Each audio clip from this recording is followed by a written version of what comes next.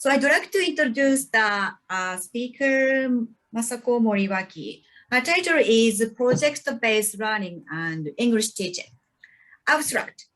Problem-based learning, PBL, is a teaching method in which real-world problems are used as a focus to promote student learning. Any subject area can be adapted to PBL, but adopting it to language teaching has its own unique challenges and difficulties. In many occasions, its complexity appears too overwhelming and teachers tend to give it up before even trying. In this talk, Masako Moriwaki will present case examples of implementing and organizing PBL project in EFL teaching. These examples mainly come from her experience in an English language school in Brazil, where she taught various levels of young learners using PBL principles, as well as trained teachers to apply PBL principles in language teaching. She will also present suggestions on how to incorporate PBL into your teaching context here in Japan. Woo! So Masako Moriwaki has taught English for more than 20 years, including 30 years in Brazil, where she also worked as an academic coordinator. Currently, she resides in Kanagawa and works for LCA Kokusai Gakuen. Yes. So Moriwaki Sensei, Masako Sensei, please take away. Thank you. Thank you very much for your kind introduction, Yoko Sensei. Well, I'm here because Yoko Sensei invited me to present. It's really my first time to give a presentation like this through Zoom, so I'm very, very nervous. Well, but let me try my best. Can you see my presentation screen now? Yes. Okay. My name is Masako Moriwaki, and I have been teaching English for more than 20 years. I have become a language teacher because the ability to use different languages opened up a new world for me. And I want the future generation to experience that possibility. I've been very interested in teaching a language in a way it truly becomes a tool for learners. And that is how I became interested in PBL. So PBL, project-based learning.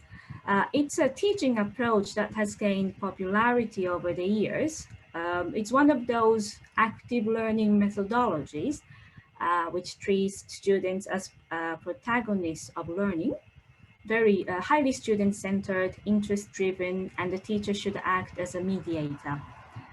And for me, it is a way of teaching language that makes most sense because it offers learners as many realistic chances as possible to use the target language while they're learning it. Now, many teachers confuse a project with PBL. A project is usually a wrap-up stage of a certain learning process, but PBL's project is much bigger and more complex. In PBL, the project itself is the learning process. You can also say that a project is like a dessert after a meal, and while PBL is like cooking and eating a main course. Okay, but PBL is not originally developed to teach a language for foreigners. So to apply it in EFL context, you need quite a bit of thinking and creativity. Let me explain how a project happens in PBL. That is how a teacher can lay out pedagogical activities in a project. Here, I'm not giving you today the rigorous stages of real PBL. I'm going to just describe a general cycle of PBL. Okay. It typically starts with the driving question. That is to some types of question that make students interested in the topic or theme.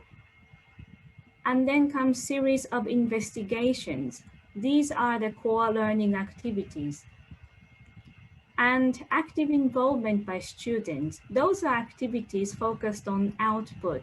You can say the series of investigations are more like an input activities, while the latter is the output type of activities. And then cycle finishes with the reflection, analyze their own learning process and find the path forward.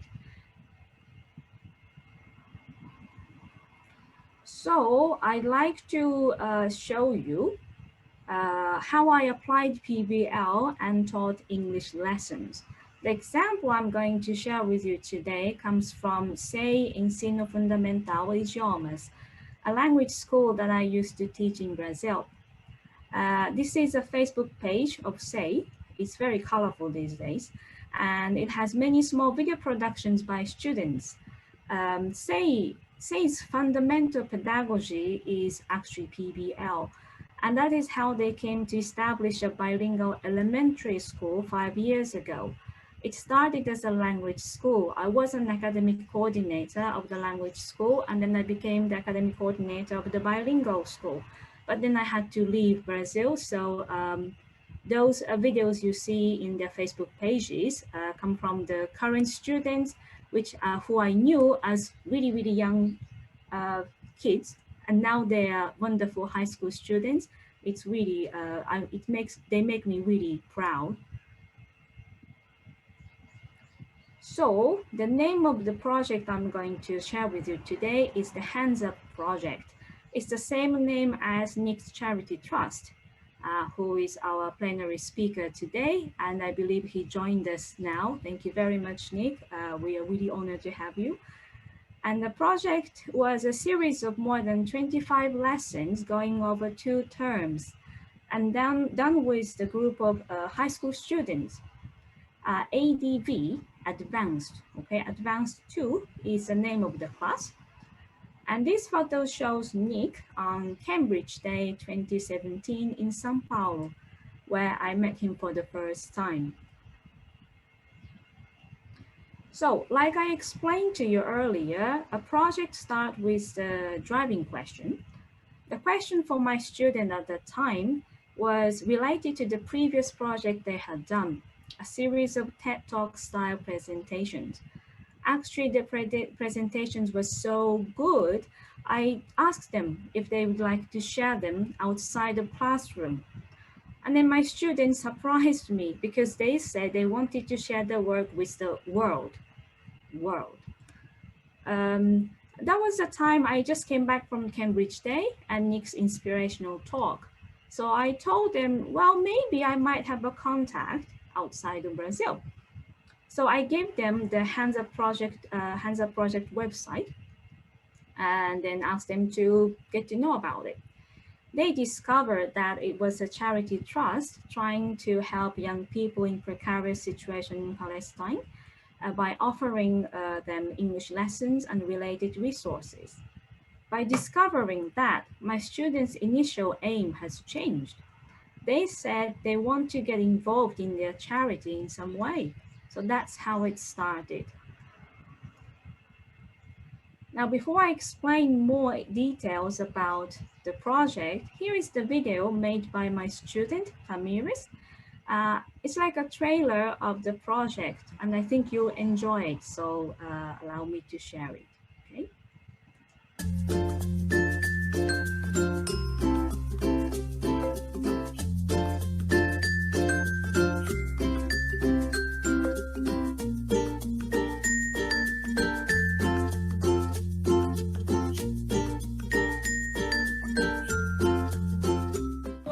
Tell me, what are you doing exactly? I'm decorating for the Helen tour that we are having today. Oh, I see. There we go. So what are you doing, boys? Along with the... Do you want me to get the scooter? Push ahead. That is scary thing. It's a demon. I think it's really scary. I mean, it's not cute, at least. I think it's too scary for the small kids, don't you think? No.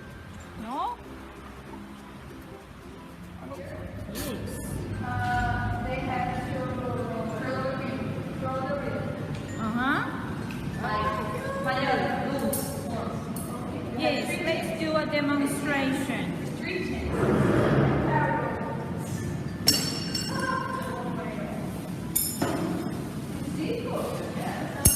Terrible, you're right.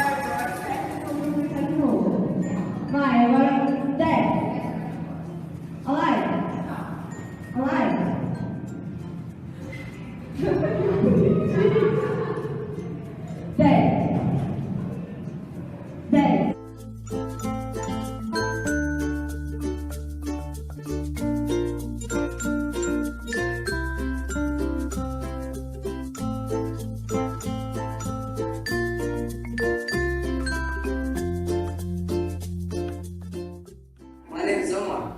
Omar, Nice to meet you. Hey Omar, how are you doing? I speak good now. I'm speaking with you. Yeah, I'm awesome. I'm really good. Thank you for asking. Yeah. First, what's your name? What's your names? Yeah, my name is João Felipe. You can call me Felipe if you My want. name is Luara. Luara. Nice to meet you. Thank you. Nice to meet you too. My name is Beatriz. Nice to meet you. My name is Mariana. Nice to meet you. Nice to meet you too. but some words in Arabic are the same in And the Portuguese. person speaking Oh, really? here, Which that word? is Nick. Some words He in mediated Portuguese this come from live Arabic, chat for us.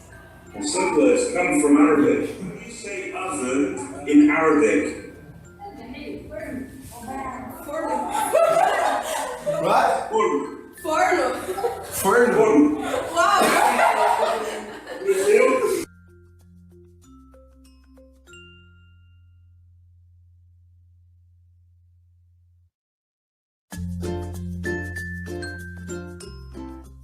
Go on. Yeah! That's nice. You're telling me. What are you doing? I'm cutting the tomatoes and the cucumbers. Cucumber too. What are you doing? I am boiling the water to do couscous. Ah, okay. That's a different type of couscous from Brazilians. Yes? It is. This is beautiful. Yes, I love it. Have you ever tried it before? No. It's the first time. Yes. Good luck. Thank you. So you're mixing up now. Yes.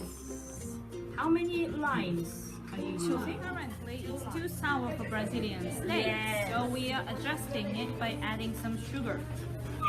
How much sugar did you add? 1 tablespoon. 1 tablespoon. I think you would need a little bit more as you are being.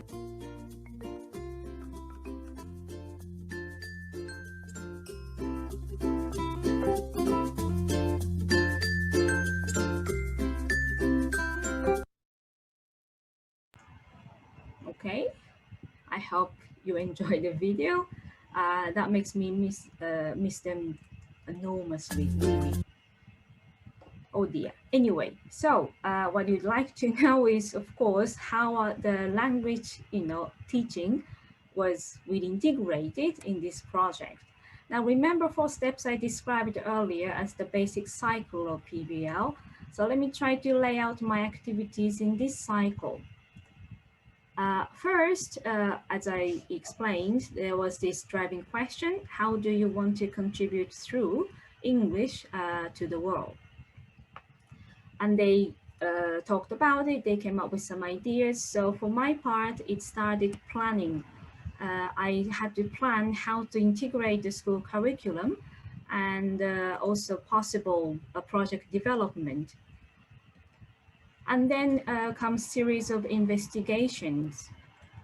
A lot of inputs were done by research through websites and reading articles and emails provided by me, watching and listening video clips and films. And then there, the teaching happens,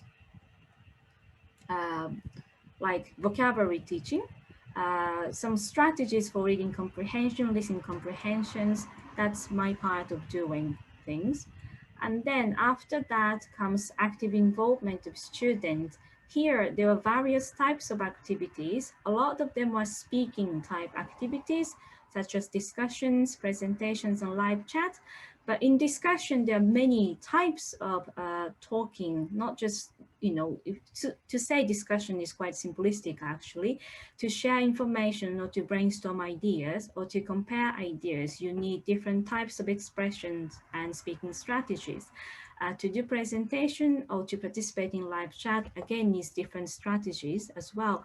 So those are the things that I provided them. They did a lot of writings, like formal emails, proposal reports, and summaries of articles. Some of them made videos, some of them organized events, and all of them did a bit of cooking. And then, this cycle of input and output come in cycle. So it's not like I put all the input first and they did all the output later. It just comes in cycles. So sometimes I do one input and it's followed by output activity, and then I provide another input and then another outputting activity and things like that.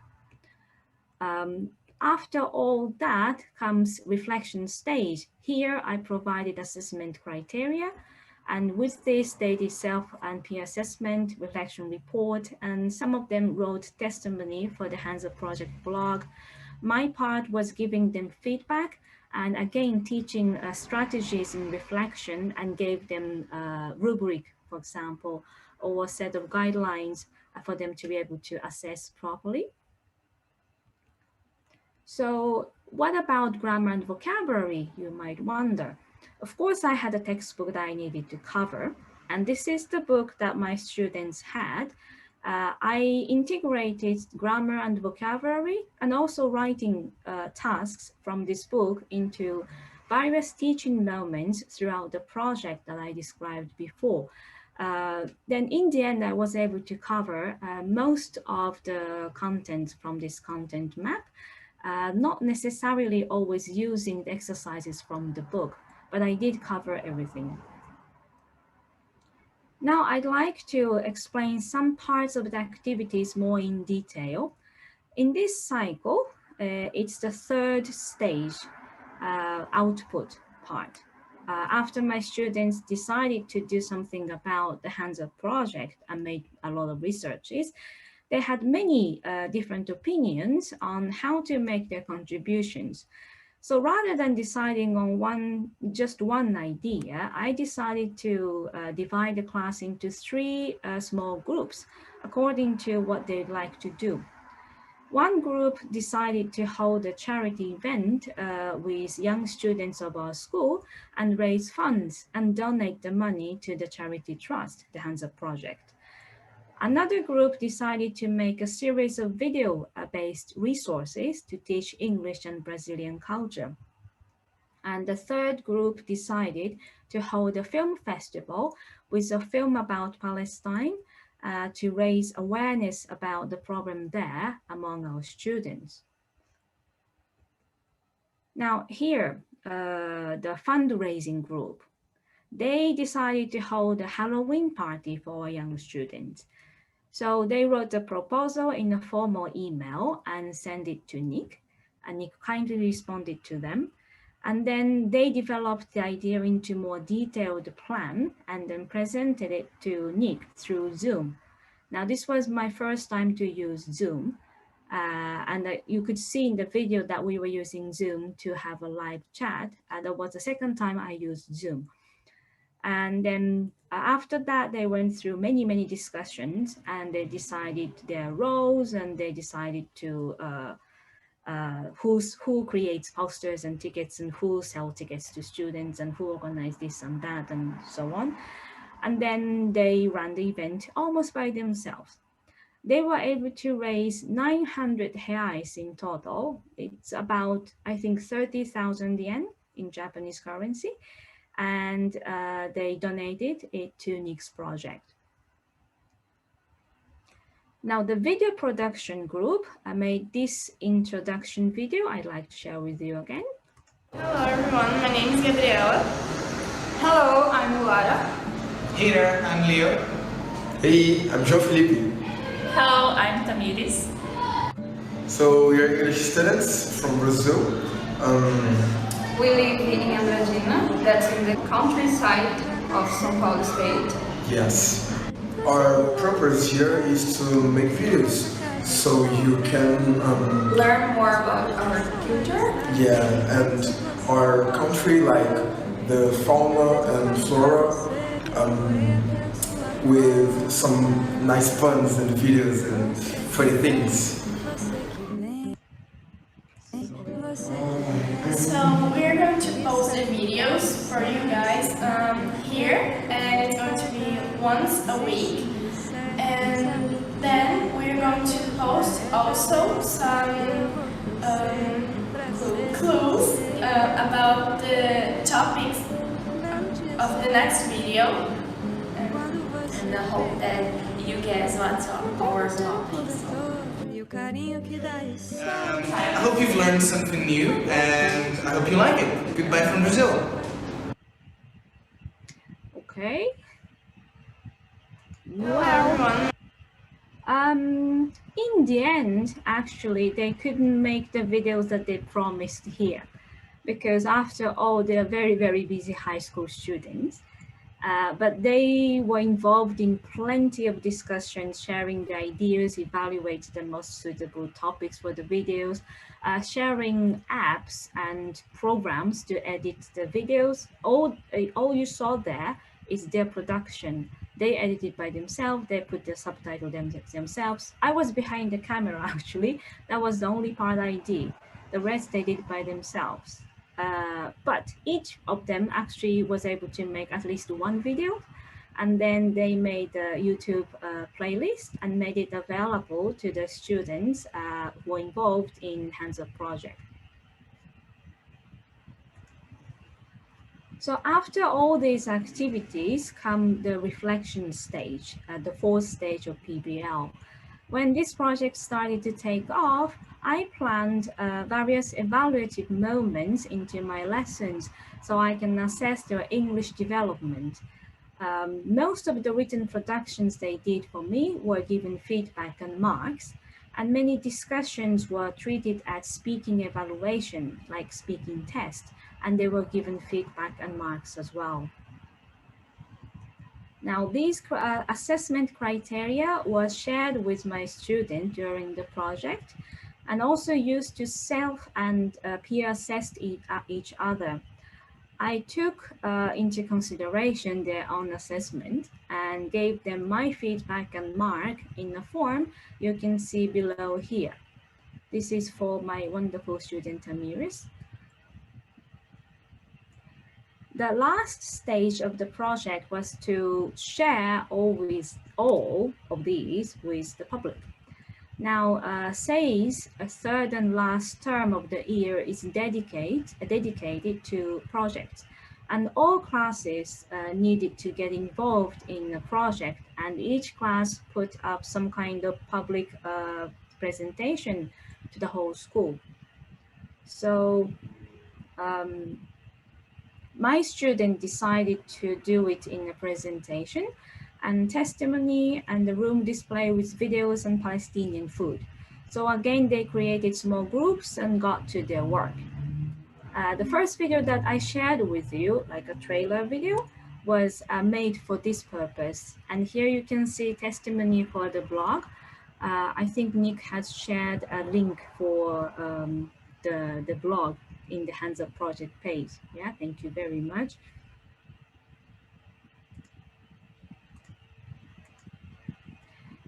So I had obviously a wonderful time with my students, and to this day, some of them contact me through Facebook all the time. I believe that PBL can create an extremely empowering language learning experience when it works. But there are a lot of challenges to put off many language teachers. For example, because there is no set curriculum, you have to create everything from scratch. The focus of the lesson tends to shift from language practice or development to subject teaching.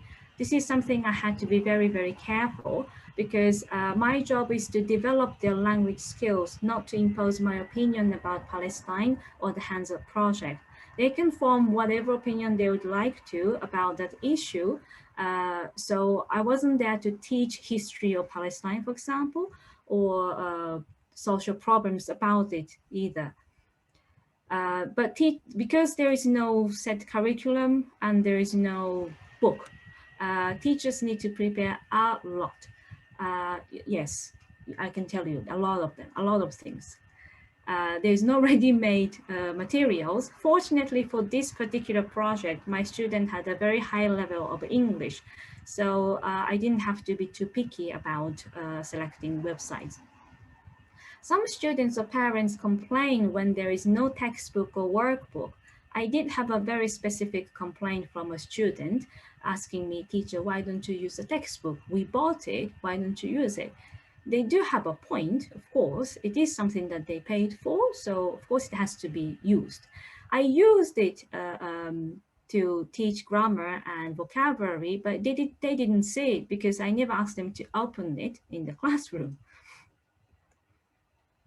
So back in Japan now, I'm trying to develop PBL guidelines for EFL that can be utilized by other teachers. As an experiment, there are two PBL classes that other teachers than me are running now using the PBL guidelines I provided.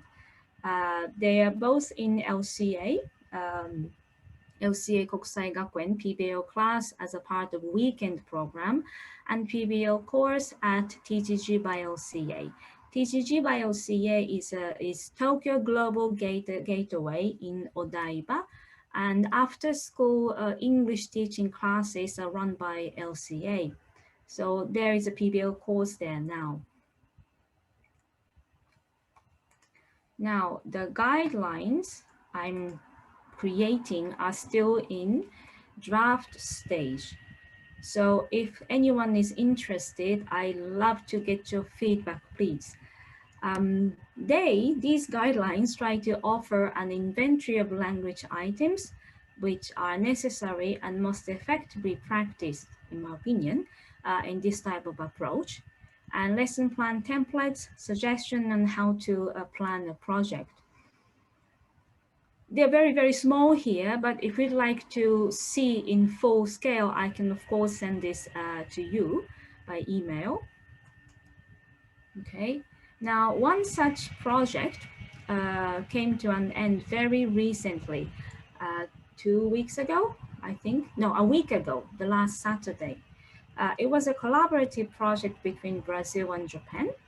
And Japanese side was my school LCA's weekend program with teacher Anna.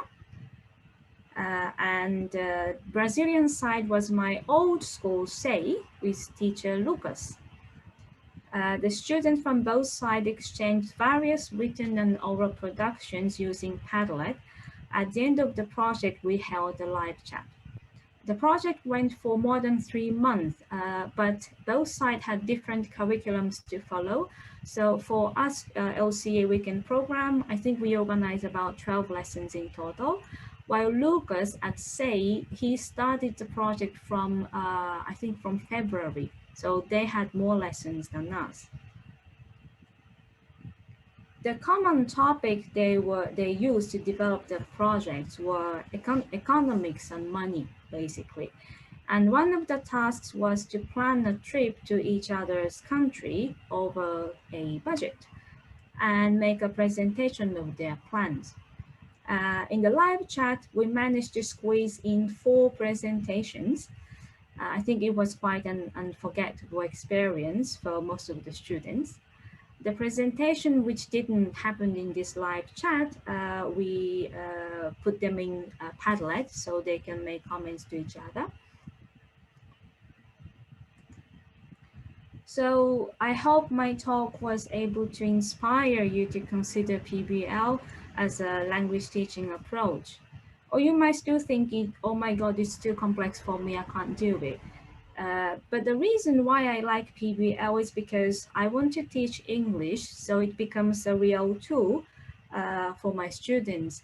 And like Namiko Sensei explained about Clio, or Nicholas trying to foster autonomy through a lot of digital skill teaching, I'm sure that's what you'd like to do as well. So, you know, if that's what you're aiming for, all you have to do is to take the essence of PBL and just spice up your everyday teaching. So here are 6 essence I believe you can take from PBL. First is to create chances to use the language students have learned. This, you have to do it actively, or the lesson can be just a series of inputs. To select essential from the determined curriculum, I believe this is very important. This is exactly what teacher has to do, because it's not, you know, our job is not to simply pass the content on the textbook. We have to select essential from the determined curriculum. Investigate interest and needs of the students. I think this is really the first step in teaching anything, basically. And most importantly for me, to find a way to connect classroom study to outside world. In Japan, I think this is very important because a lot of students think English is just one of the school subjects in classroom. It starts there and it ends there. It's nothing to do with the real world. And we language teachers know that is not so, right? Then focus on learning process. While they are learning, you know, the language, a lot of rich things are happening, and we tend to forget about it because we're focusing so much on, you know, finishing the textbook, finishing the term, giving the test. But let's not forget that, you know, real learning is happening through the process. And lastly, this is very much related to what Nicholas was saying. Let students take ownership of their learning. Let's trust our students and have them try something new by themselves. So I hope that you found PBL interesting just like me. And because of the time, I couldn't show in detail how to develop a project or more exciting activities that my wonderful students did at the time. But if you'd like to know more about it, please feel free to contact me through email. And if you are interested in my PBL guidelines, possibly offer me advice and feedback, it's absolutely welcome. Okay, thank you very much. That's about all, Yoko.